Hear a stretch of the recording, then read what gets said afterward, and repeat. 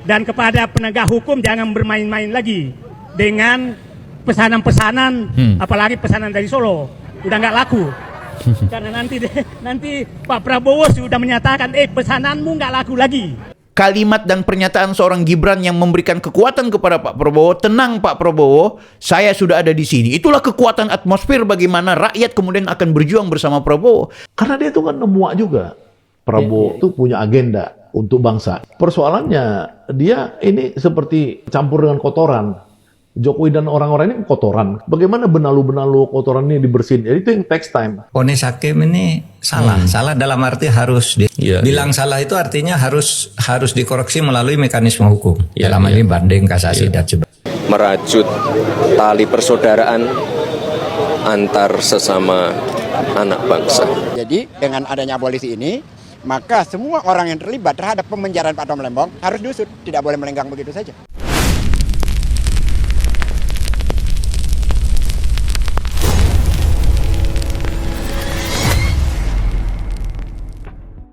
Hai guys, aku sebenarnya nggak tertarik membahas soal Tom Lembong dan juga Hasto. Bagi aku ya udah itu realitas politik dan juga fakta hukum kita. Dan sebenarnya begitu sudah keluar dari presiden, mereka udah bebas, clear.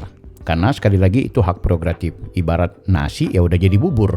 Soal muatan politiknya seperti apa tuh urusan berikut. Hanya yang paling menarik di sini ingin aku diskusikan adalah soal kok bisa ya mereka kemudian keluar, terus ada bunyi-bunyi yang ingin menggambarkan tentang bagaimana untuk ada agenda perlawanan ya, kayak timnya Tom Lembong itu mengeluarkan pernyataan, kita akan kejar ya, kita akan usut, kita akan lakukan semacam perlawanan termasuk mencari siapa-siapa dalang di balik kriminalisasi yang diberikan kepada Tom Lembong. Oh itu bagus menurut aku. Jadi dengan adanya abolisi ini, maka semua orang yang terlibat terhadap pemenjaraan Pak Tom Lembong harus diusut. Tidak boleh melenggang begitu saja. Begitu juga dengan kelompoknya, mungkin kelompoknya Hasto ya, walaupun tidak terdengar, yang lebih banyak memang Tom Lembong. Nah di video ini aku mau mengajak kepada kalian untuk kita mereaksi beberapa penggalan statement yang disampaikan oleh figur-figur tertentu yang menurutku menarik. Karena sebenarnya menariknya begini, ujung-ujungnya semua mengarah ke Pak Jokowi gitu, seolah-olah mempertanyakan, mempersoalkan, bahkan juga menjadikan ini sebagai gempa bumi politik istilahnya Rocky Gerung kepada geng Solo. Ini yang menurutku menarik juga gitu. Ya udah kalau udah bebas, clear, selamat dan jalani kehidupan seperti biasanya. Walaupun dalam catatan sejarah pada faktanya hakim memutuskan dua orang ini adalah penjahat. Soal dihapus dan juga atau apa istilahnya, diabolisi dan juga diamnesti itu kan adalah kebijakan politik yang dilakukan oleh seorang kepala negara yaitu Pak Prabowo. Tapi faktanya pengadilan sudah memutus dan sudah menyampaikan bahwa kedua orang ini bersalah, artinya penjahat. Soal ada tafsir, oh ini tidak adil, soal ini benar atau salah, itu urusan berikut ya. Kita nggak mau terjebak di perdebatan itu. Oke, mari kita dengarkan beberapa pernyataan dari tokoh-tokoh kita yang menurutku ini menarik dan kita akan diskusikan. Saudara Hasto Kristianto dan saudara Tom Lembong yang keduanya telah divonis dijatuhi hukuman penjara oleh pengadilan negeri, sekarang mendapat amnesti dan abolisi yang artinya keduanya nanti harus dibebaskan. Ini bisa dilihat dari pengumuman atau jumpa pers yang dilakukan oleh Wakil Ketua DPR, Pak Dasko Ahmad, yang menyatakan DPR sudah setuju atas usul Presiden melalui dua surat, yaitu surat untuk 1.116 orang diberi amnesti dan satu orang yaitu Tom Lembong diberi abolisi. Saudara Hasto termasuk yang diberi amnesti. Itulah yang menyebabkan saya katakan ini vonis hakim ini salah. Salah dalam arti harus bilang salah itu artinya harus dikoreksi melalui mekanisme hukum. Dalam hal ini banding, kasasi dan sebagainya. Terasa sekali bahwa itu didikte oleh kekuatan politik di luar independensi dirinya. Itu yang terjadi misalnya pada vonis Tom Lembong maupun pada Hasto. Oke guys, menarik pernyataannya Pak Mahfud MD. Dia sepintas menyampaikan bahwa ada intervensi politik dan juga hal-hal yang kemudian sebenarnya kalau panjangnya dia mengatakan ada problem yang terjadi pada Hasto dan juga Tom Lembong. Kalau aku sih sebenarnya begini, sudahlah kita juga mengerti bahwa Pak Mahfud MD ini memang dia pakar hukum, tapi walaupun dia pakar hukum, pernah menjadi Menteri Pertahanan di eranya Gus Dur, pernah menjadi Menko Polhukam atau jabatan-jabatan strategis lainnya ya. Tapi yang jelas Pak Mahfud MD, ingat, dia bukan perspektif tunggal. Lebih baik dia kemudian lebih memberikan semacam pencerahan kepada publik bahwa ada proses yang sebenarnya bermasalah dan sekaligus ada tumpang tindih kebijakan dan juga keadilan di negeri kita dalam hal hukum. Ketimbang kemudian dia berspekulasi bahwa ada mainan hukum yang kemudian diintervensi oleh politik di sini. Ya, ini yang menurutku aku kurang berkenan. Kenapa? Karena bagi aku terlalu banyak tafsir-tafsir yang menyebutkan bahwa Pak Jokowi itu mengintervensi atau penguasa saat itu mengintervensi sehingga Tom Lembong itu dikriminalisasi, termasuk dengan Hasto. Yang ini menurutku juga terlalu berlebihan dan terlalu memaksakan kepada publik bahwa seolah-olah itu adalah sebuah kebenaran. Nah, aku belum mau lanjut pembahasan ini lebih komprehensif karena aku ingin perdengarkan ke teman-teman ada beberapa pernyataan dari tokoh yang lainnya. Kita dengarkan dulu. Bong bocorkan taktik penguasa yang kriminalisasi dirinya. Guys, ada yang menarik loh dari persidangan Tom Lembong hari ini yang jadwalnya menyampaikan pledoi atau pembelaan. Jadi, Tom Lembong bocorin gimana taktik penguasa yang mengancam agar Tom Lembong nggak gabung kubu Anies Baswedan waktu Pilpres kemarin. Tom juga bocorkan gimana pengalaman dia dijebak dan kriminalisasi sama penegak hukum. Dia bilang para aparat penegak hukum tuh mengubah semua fakta, kronologi, dan persepsi guys, agar Tom Lembong bersalah dan bisa dijebloskan ke penjara karena dukung Anies Baswedan. Wah, gimana nih menurut kalian? Emang separah itu ya aparat penegak hukum Indonesia kalau mengkriminalisasi orang? Oke, aku pikir pernyataan ini juga atau penyampaiannya Tom Lembong di persidangan terkait hal itu, kalau seandainya dia bisa pertanggungjawabkan, dalam artian dia bisa memperlihatkan fakta atau bukti bahwa hanya karena bergabung dengan Anies Baswedan maka kemudian dikriminalisasi, ya itu dibuktikan saja, jangan cuma sekedar melempar opini di ruang publik termasuk di pengadilan. Nah, ini yang akhirnya membuat simpati kepada Tom Lembong itu mengalir. Tapi kita, sekali lagi aku mendukung orang yang dikriminalisasi atau orang yang kemudian mendapat perlakuan yang tidak adil, itu wajib kita kemudian berikan apresiasi, kita dukung, kita topang, dan kita berikan semacam motivasi untuk tetap bertahan, memperjuangkan keadilan. Itu hal yang wajar. Tapi ketika ini udah dimainkan di ranah politik, ini juga problem gitu kan. Ya kalau memang dia tidak punya pelanggaran dan tidak ada kesalahan, aku yakin juga tidak akan ada vonis 4,5 tahun.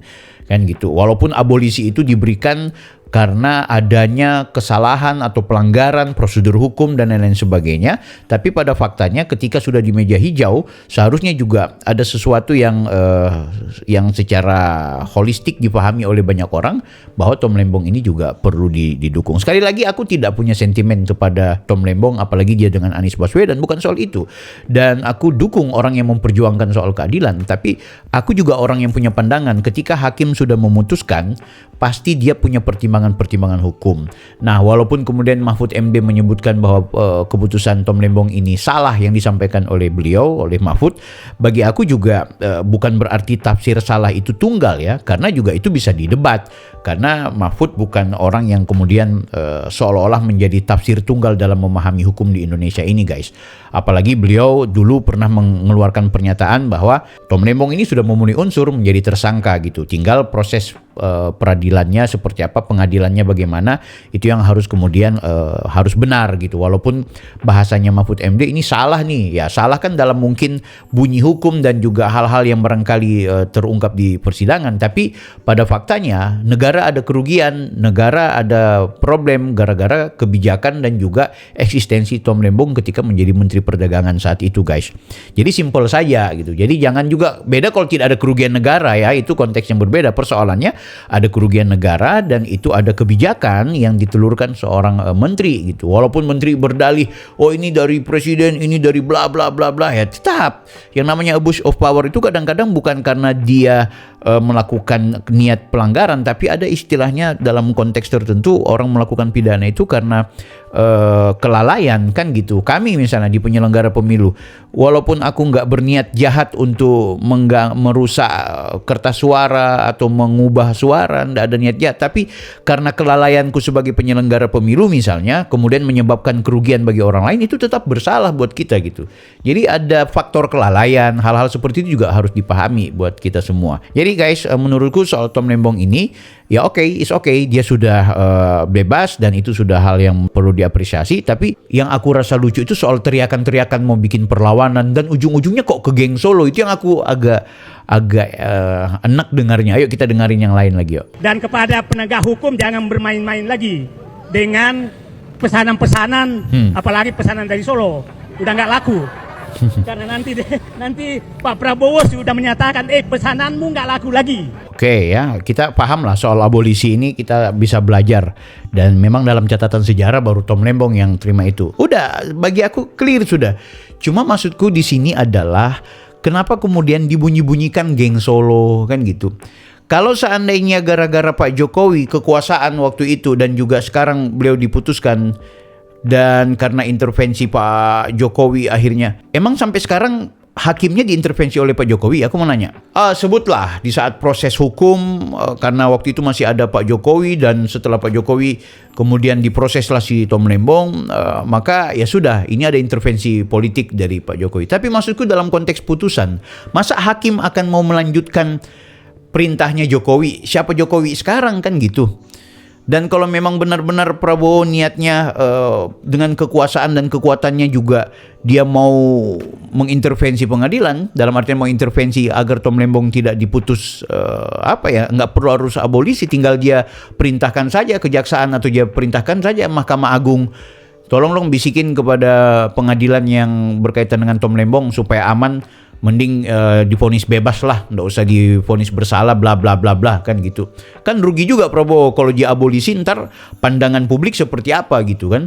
Pandangan walaupun dia punya cita-cita untuk menjaga kesatuan negara Republik Indonesia, keutuhan supaya tidak terjadi konflik, tapi kan faktanya juga banyak orang yang anti akhirnya sama Pak Prabowo, bukan orang-orangnya Pak Jokowi semata ya, tapi orang-orang yang mau menegakkan hukum, yang mau menegakkan korupsi itu kemudian harus diadili dengan sesungguh-sungguhnya gitu, karena bertolak belakang dengan bahasa-bahasanya Pak Prabowo kan gitu. Nah soal proses peradilan kan nanti ada namanya banding, ada namanya nanti, menurutku di situ aja gitu loh, di situ aja prosesnya. Jadi kenapa harus buru-buru Pak Prabowo kemudian mengambil keputusan untuk abolisi? Kan biar bagaimana mereka sedang berproses menuju ke ke Mahkamah Agung gitu kan, dalam artian sampai ke tingkat di banding dan di atasnya gitu. Itu menurutku sih kenapa harus buru-buru, tapi ya sudah, itu realitas politik. Nah cuma maksudku ya sudah, clear aja sekarang, fokus, bernamailah hidup, ngapain lagi teriak-teriak soal ini geng Solo apa. Itu yang menurutku kurang menarik guys jadinya. Saya, Rocky dan Jumhur memberikan saran kepada Prof. Dasko tentang urusan Tom Lembong dan Hasto. Pak Dasko bilang, tenang bang, malam ada perubahan besar-besaran. Kan seorang presiden tuh jarang-jarang mengeluarkan kata-kata, apalagi abolisi itu kan nggak tahu kapan pernah ada abolisi. Kenapa presiden menggunakan itu? Karena dia itu kan nemuak juga. Prabowo itu punya agenda untuk bangsa. Persoalannya dia ini seperti campur dengan kotoran.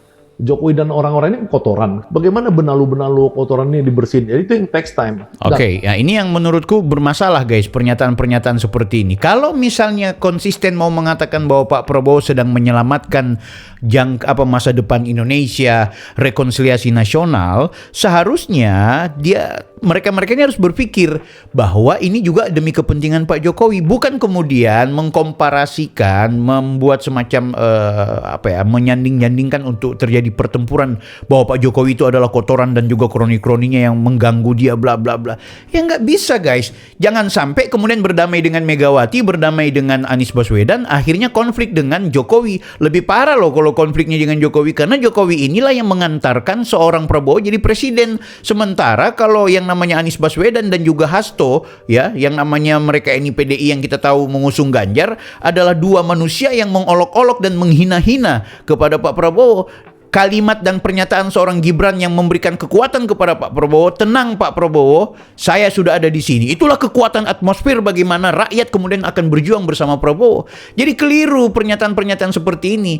Kita sudah hormati keputusan presiden, tapi kita melawan ketika pasca dari putusan ini, pasca dari kebijakan presiden ini, kelompok-kelompoknya Tom Lembong dalam hal ini adalah Anies Baswedan dan kawan-kawan, serta juga PDIP dan semua gerombolannya ini kemudian membuat semacam barisan yang ingin mendikotomikan antara Prabowo dengan Jokowi. Nah, ini yang problem kan gitu. Ini yang harus kita lawan. Ini yang nggak bisa dibiarkan Kan seperti itu. Anda mau berharap Prabowo ingin damai supaya tidak ada lagi yang mengganggu kepada Pak Jokowi, Pak Prabowo untuk berjuang, termasuk nanti di DPR. Oke, katakanlah mungkin Pak Jokowi tidak punya partai politik ya di Senayan ya, karena biar bagaimanapun Nasdem, Demokrat, partai kayak PKB, Golkar, semua mereka itu bukan orang-orangnya Pak Jokowi, dalam artian bukan partai politik di mana Pak Jokowi menaungi. Kalaupun ada sekarang ada namanya partai politik Partai Solidaritas Indonesia yang tidak ada di Senayan. Iya,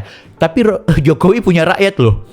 Jokowi punya rakyat yang punya cara dan punya strategi yang kemudian bisa menjadikan sesuatu ini lebih berbalik arah gitu guys. Itu menurutku.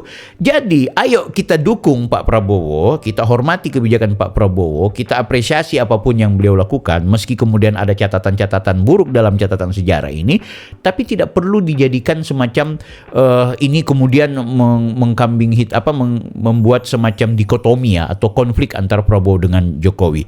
Bukankah Pak Prabowo sebelum membuat kebijakan ini belum lama dia bertemu dengan Pak Jokowi di Solo?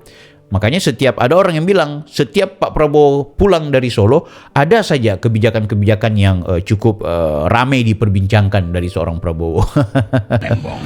Dan itu jadi semacam gempa bumi politik kecil yang resonansinya tiba di Solo, udah pasti itu. Jadi kita mulai membaca bagaimana kan Solo lagi itu. Oke, kita juga apresiasi lah sama Rocky Gerung kalau cara berpikirnya pasti menarik dan unik. Sekali lagi guys, aku berharap kita coba lebih rasional aja. Kenapa kalau misinya Pak Prabowo untuk kemudian mengamankan keadaan masa depan Indonesia dengan kemudian mengambil satu kebijakan yang sangat kontroversial ini, terus demi kedamaian, tapi kok kita tidak, orang-orangnya ini tidak mau membuat kedamaian juga dalam perspektif kehidupan politik nasional kita, justru membuat semacam mengambing hitamkan Pak Jokowi itu nih, termasuk Pak Mahfud MD kan mengeluarkan pernyataan. Nah ini ke depan berikut jangan lagi ada kebijakan-kebijakan hukum, keputusan-keputusan hukum yang kemudian diintervensi oleh kepentingan politik.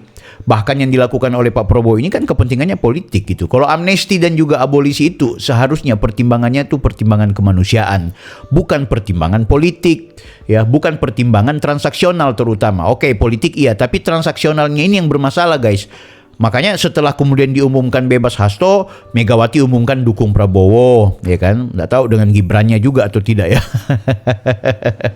Ya mudah-mudahan dukung Prabowo Gibran gitu. Dan yang jangan dilupakan juga sebenarnya apa yang sudah dilakukan oleh Prabowo ini justru banyak mengecewakan rakyat ya. Jangan pernah berpikir rakyat ini adalah orangnya Pak Jokowi saja, tidak. Bahkan kemarin yang kritik Pak Jokowi kayak Ferry Amsari, Bivitri ya, teman-teman ahli hukum banyak yang kemudian mempersoalkan juga komitmen pemberantasan korupsi ya. Mereka anti sama Pak Jokowi, mereka kritik Pak Jokowi, tapi dalam konteks kebijakannya Pak Prabowo ini juga mereka tidak tertarik gitu, bahkan mereka memberikan kritik. Itu adalah upaya secara objektif. Jadi guys, yang ingin aku sampaikan di video kali ini, aku berharap sih buat teman-teman yang sampai dengan saat ini memberikan dukungan kepada kebijakannya Pak Prabowo itu, termasuk kalian yang berada di barisannya Anies Baswedan, Tom Lembong dan juga PDIP, sebisa mungkin untuk kemudian mengontrol jangan sampai niat baik yang diberikan oleh Pak Prabowo ini dihianati dengan kalian sendiri membuat gaduh, ya kan? Iya loh, ini kalian sendiri yang akhirnya membuat gaduh kan gitu. Kalau Tom Lembong juga kemudian dibuat kebijakan seperti ini, kadang-kadang juga masih ya udahlah karena debatable soal hukumnya kan, soal dia mengaku dikriminalisasi bla bla bla. Padahal kalau dia dikriminalisasi kan tinggal Pak Prabowo sebelum daripada dia buat abolisi, mending dia perintahkan aja kepada pengadilan, sudah putus bebas kah atau bagaimana kah, atau nanti dikoreksi di banding bagaimana diperbaiki, jangan diambil resiko ya kan. Tapi ya itu benar-benar sebuah upaya dari Pak Prabowo untuk menyelamatkan keadaan, sekaligus juga bukan dalam konteks membenarkan inilah yang terjadi dilakukan oleh Pak Jokowi. Itu salah juga menurutku. Nah yang terakhir adalah soal Pak Hasto ini. Aku masih nggak habis pikir gitu, karena Pak Hasto ini kan sudah berbulan-bulan berjilid-jilid dan sudah nampak di ruang mata bahwa dia melakukan pelanggaran. Ini kita dengarkan video ini ya guys ya. Nggak akan dapat abolisi kalau Presiden Prabowo Subianto tidak punya kepentingan politik untuk merangkul PDIP dan Megawati sehingga memberikan amnesti kepada Hasto. Tetapi kan kalau cuman Hastonya aja dan jelas-jelas kan vonisnya dan sepanjang perjalanan memang Hasto memang nyata terbukti bahwa berkaitan dengan kasus suap dalam penggantian antar waktu yang melibatkan Harun Masiku. Jadi bukti-buktinya oke. Satu catatan penting di video ini ingin menegaskan bahwa ya Hasto itu jelas-jelas gitu kan. Jadi aku yakin kalian yang nonton sebenarnya boring sih. Kalian yang nonton agak malas dan juga agak kecewa berat. Bukan agak sih, memang kecewa berat. Ya guys, tapi ya demikian realitas politik dan juga hukum kita di Indonesia ini. Ada juga yang mengatakan bahwa baguslah ini biar bagaimana Pak Prabowo sebenarnya mau menyelamatkan Pak Jokowi itu. Karena semakin panjang perjalanan persidangan dan juga proses hukumnya Tom Lembong akan semakin banyak yang bakal disebut-sebutin kesalahan dan juga pelanggarannya Pak Jokowi. Jadi Prabowo sedang menyelamatkan Jokowi. Ini parah lagi nih. Tapi sah-sah saja ya bacaan itu juga sesuatu yang berkelindan di pikiran setiap orang. Kita dengarkan pernyataannya Pak Jokowi dan juga Gibran. Tom Lembong dan Pak Hasto dari pemerintah. Saya meyakini apapun yang sudah diputuskan oleh Bapak Presiden itu pasti sudah dikalkulasi secara matang. Apalagi ini menjelang perayaan 17 Agustus, saya kira ini momen yang baik untuk merajut tali persaudaraan antar sesama anak bangsa. Ya, kasih. Oke. Jiwa besar dari Mas Gibran. Terkait Tom Lembong, Pak, dapat abolisi dari Presiden, tanggapan Bapak seperti apa, Pak? Itu hak prerogatif, hak istimewa yang diberikan oleh Undang-Undang Dasar kita kepada Presiden. Bahasa-bahasa santai dari Pak Jokowi, tenang, Mas Gibran juga. Jadi ada yang berspekulasi ini kemudian membuat Pak Jokowi mengalami yang aku nggak suka tuh begini seolah-olah Pak Jokowi sebagai penguasa saat itu melakukan kriminalisasi terhadap Hasto dan juga Tom Lembong. Ini yang harus kita lawan guys ya. Itu yang harus kita lawan gitu.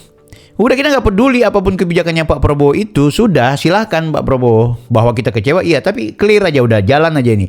Cuma kemudian mengkambing hitamkan Pak Jokowi ini yang menurutku juga nggak adil gitu. Mending lo bebas ya udah nikmati aja kehidupan, bukan lo teriak-teriak dan pendukung-pendukung lo teriak-teriak untuk kami akan mengusut. Inilah buah dari bagaimana Jokowi sudah tidak dipakai lagi oleh Prabowo. Tapi sudahlah, semua berspekulasi. Lo bisa berspekulasi dalam bentuk apapun. Hanya memang satu catatan penting dari peristiwa Tom Lembong dan juga Hasto, bahwa Prabowo tidak berkomitmen dalam pemberantasan korupsi. Saya Bang Bil, offside.